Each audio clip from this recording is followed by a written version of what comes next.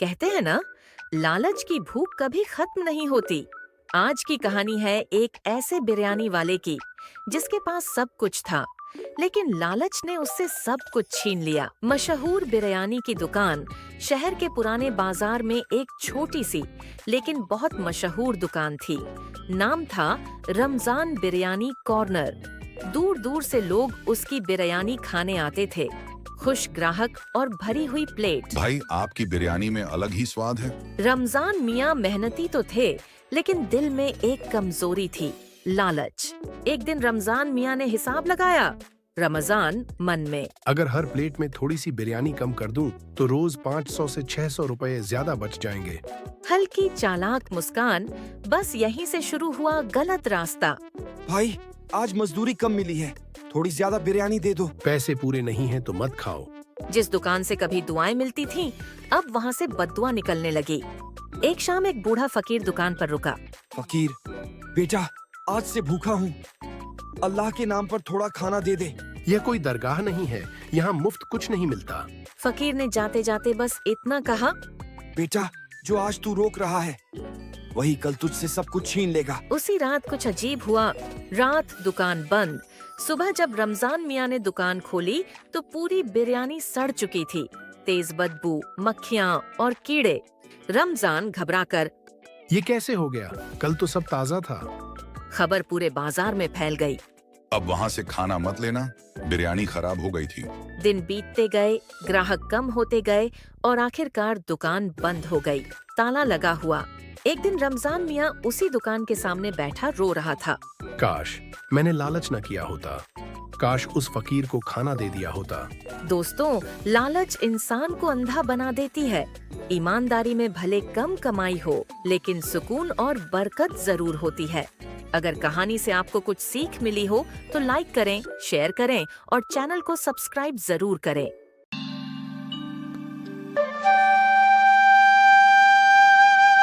एक छोटे से गांव में एक ईमानदार और मेहनती किसान रहता था। उसका नाम रमेश था। वह गरीब था, लेकिन उसके दिल में अमीरों से ज्यादा ईमानदारी और मेहनत का जज्बा था। उसके पास थोड़ी सी जमीन थी, जिस पर वह खेती करता था।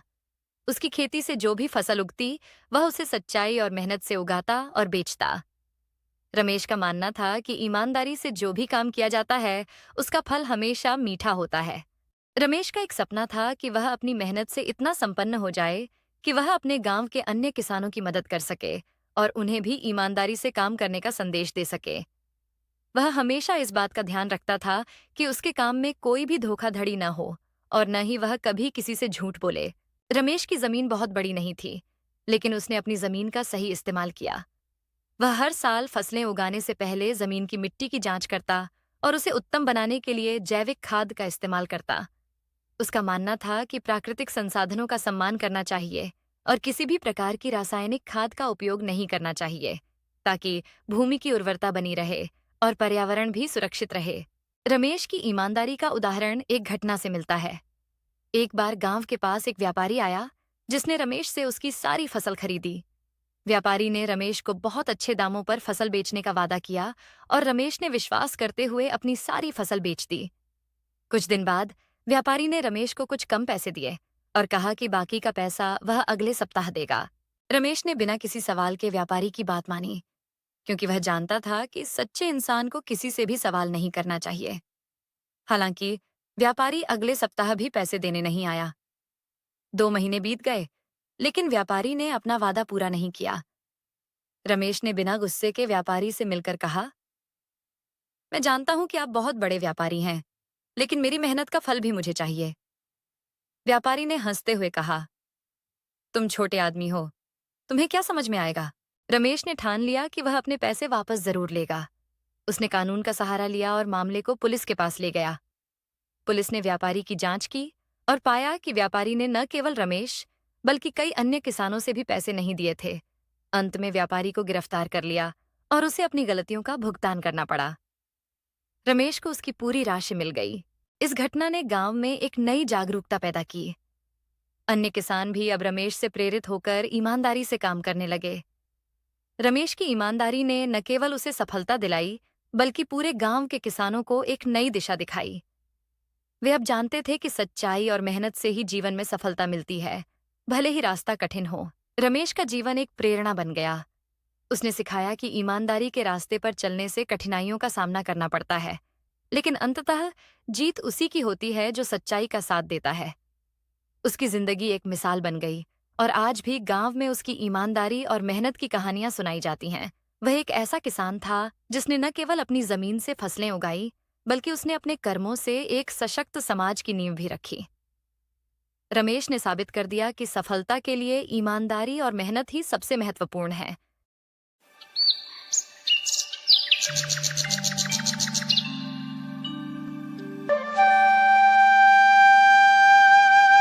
किसी गांव में एक आम वाला रहता है। उसका नाम रामू था। वो बहुत ही मेहनती और ईमानदार इंसान था। हर साल गर्मियों के मौसम में जब आम पककर तैयार होते तो वो अपने गांव के आसपास के क्षेत्रों से ताजे और मीठे आम लाकर बेचता था। गांव के लोग उसकी ईमानदारी और अच्छे आमों की वजह से उसे बहुत पसंद करते थे। वो हर रोज सुबह बहुत जल्दी उठता और अपनी दुकान सजाकर बैठ जाता था। उसके आम इतने स्वादिष्ट होते थे कि उसकी दुकान पर हमेशा भीड़ लगी रहती थी। रामू का एक सपना था कि वो कभी बहुत अमीर बनेगा। वो सोचता था कि अगर वो बहुत पैसे कमा लेता तो उसके पास सब कुछ होगा। वो एक बड़ा घर बनाएगा, अच्छे कपड़े पहनेगा और आराम से अपनी जिंदगी जिएगा। लेकिन उसकी यह ख्वाहिश धीरे धीरे लालच में बदलने लगी। वो दिन प्रतिदिन अपनी कमाई को देखकर और ज्यादा पैसे कमाने की सोचने लगा। उसे अपनी मेहनत से कमाए गए पैसों में संतोष नहीं हो रहा था और वह सोचता था कि अगर थोड़ा और मेहनत कर लिया जाए तो वह अपनी ख्वाहिशें जल्दी पूरी कर सकता है।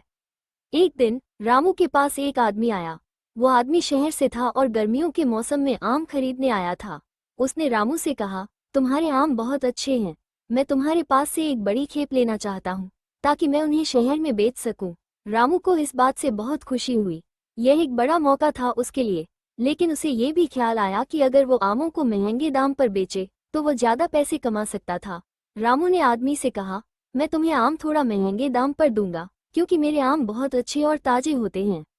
आदमी ने थोड़ा सोचकर हामी भर दी और उसने रामू से बहुत सारे आम खरीद लिए। रामू ने उसकी बातों में आकर आमों को महंगे दाम पर बेचा और आदमी को उसी दिन के लिए आम दे दिए। रामू बहुत खुश था कि उसने इस बड़े सौदे से बहुत पैसे कमाए थे।